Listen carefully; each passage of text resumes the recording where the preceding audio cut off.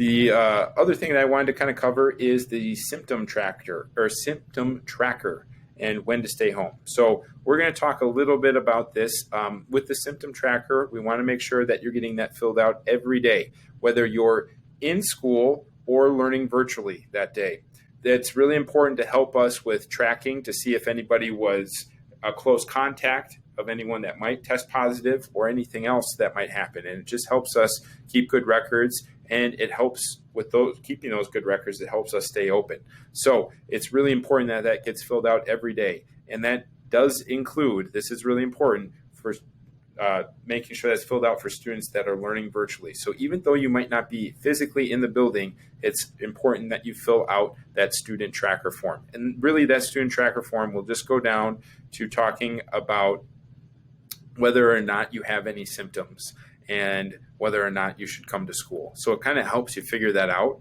If you accidentally click the wrong button or there's an issue, just talk to an adult. We can help you figure that out and get that taken care of and get it all cleared up for you. Okay.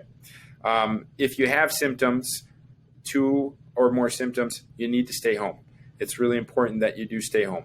And if you come to school when you're sick, even though you might not feel really sick, you just have a few symptoms.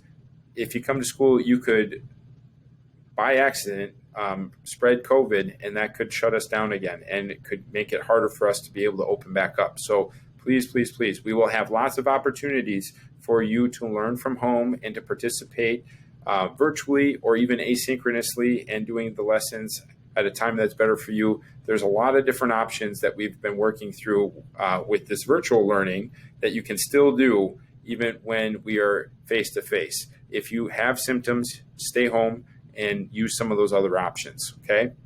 That's really the biggest thing, is stay home if you have symptoms. Do not come to school if you do have them.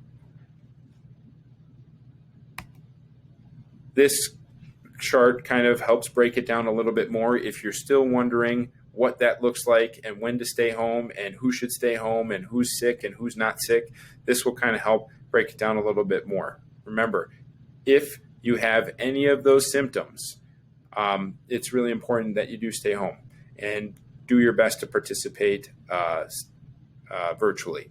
And if you're not able to participate virtually, or you really are sick beyond maybe just a few symptoms and you feel really bad, you can still participate asynchronously when you're feeling a little bit better too and catch up on some of that work.